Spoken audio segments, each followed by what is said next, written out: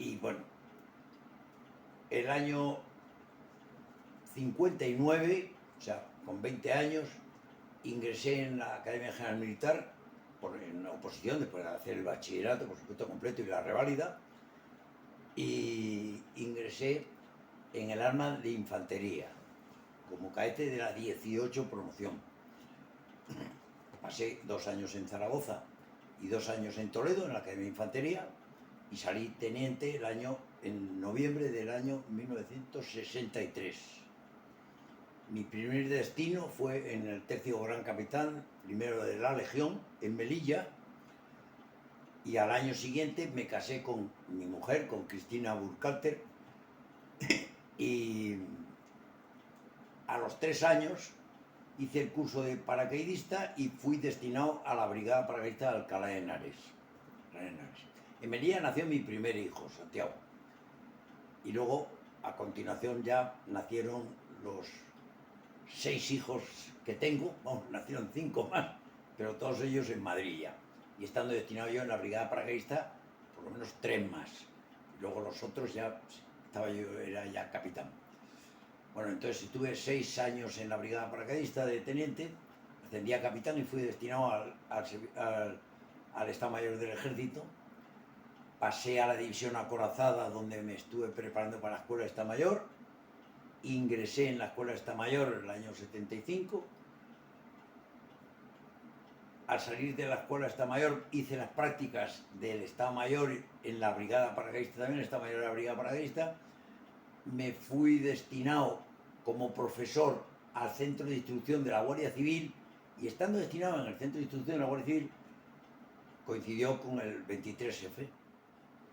Mi carrera se prolongó posteriormente. Estuve en el Regimiento Inmemorial del Rey 1 año, mandando un batallón. Después pasé de profesor a la Escuela de Estado Mayor del Ejército, al curso previo de la Escuela de Estado Mayor. A continuación me fui destinado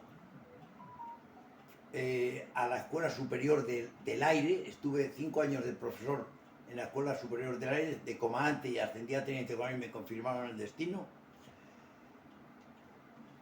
Y ya de teniente coronel, y en mi último destino fue en el regimiento Alcázar de Toledo, mandando un batallón de carros.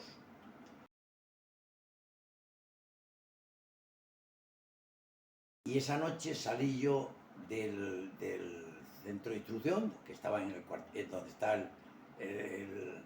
la jefatura de la Guardia Civil, en Guzmán el Bueno, en Madrid.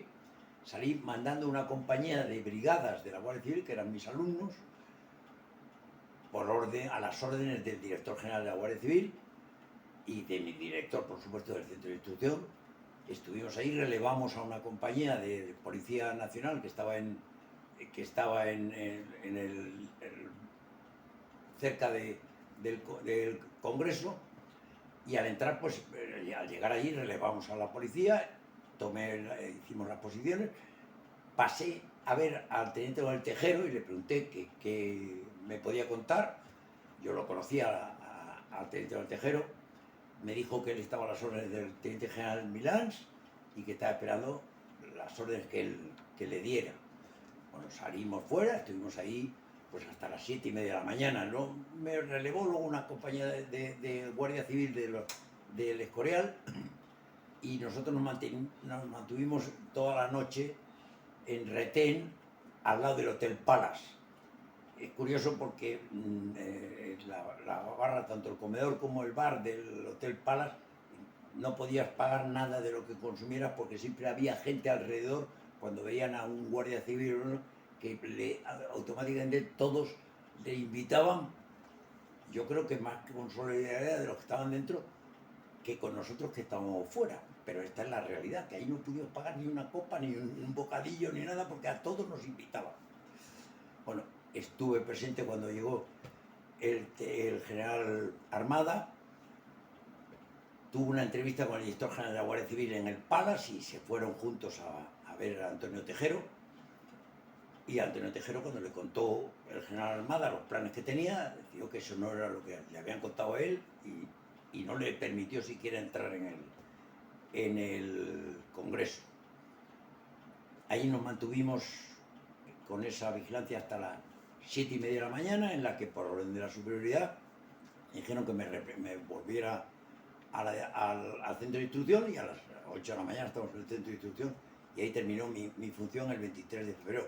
Pero pasé toda la noche allí y en contacto con la gente. Cuando llegó el comandante Torres Pardo, el comandante Pardo Zancada, pues que también era amigo mío, pues allí lo vimos y vinieron gente de visita, estuve en contacto con muchas cosas, pero vamos, no vine al cuento, pero la viví, el 23 de febrero lo viví muy de cerca, y la verdad es que cualquier cosa que se parezca con la realidad es mera coincidencia, porque lo que se ha ido contando no tiene nada que ver con lo que yo viví aquella noche.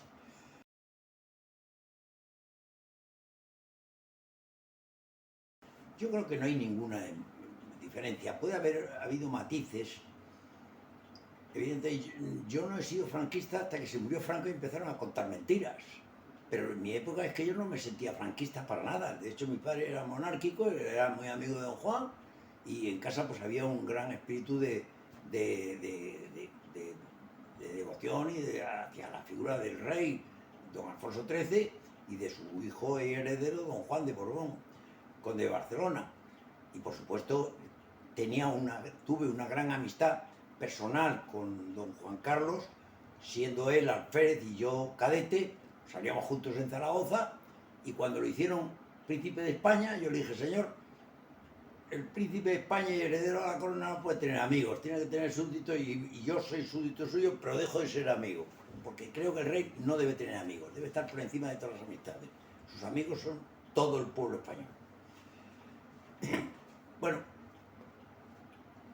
¿cómo se vivió esto entre la época del franquismo y en la época democrática?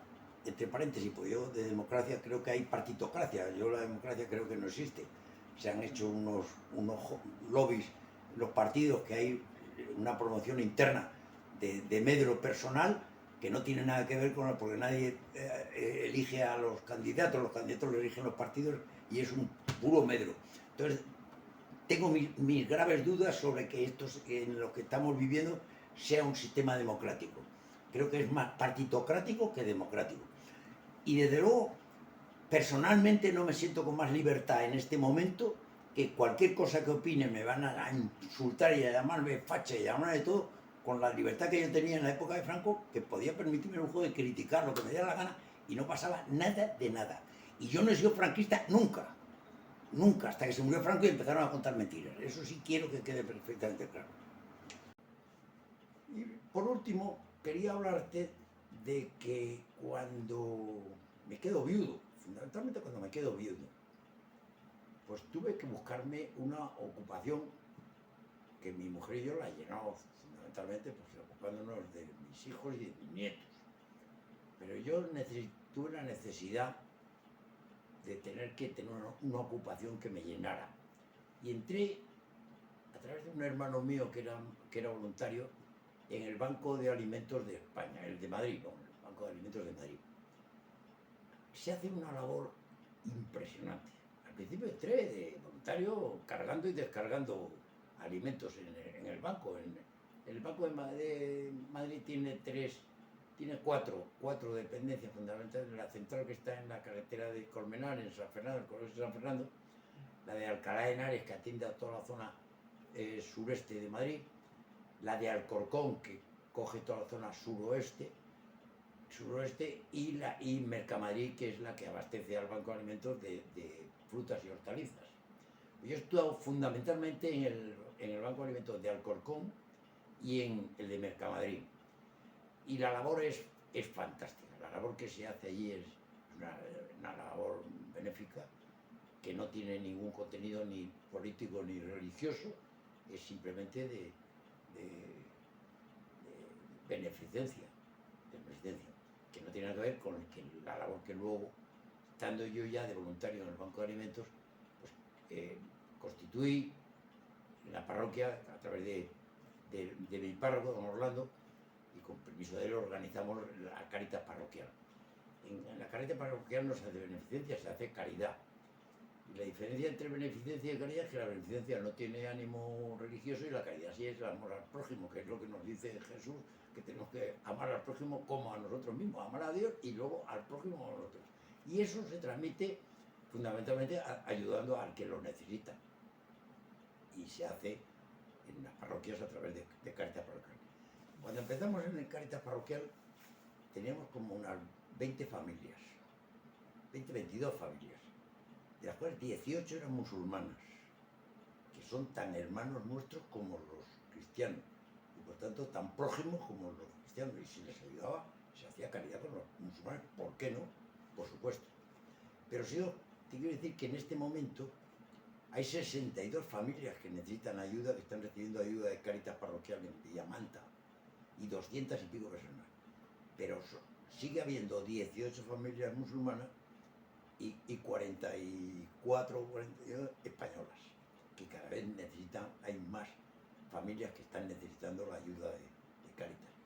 A nosotros nos las deriva, como es obligatorio, el asistente social del ayuntamiento, y la labor que se hace, pues es que prácticamente es casi el 10% de la población de Villamanta la que está teniendo necesidad.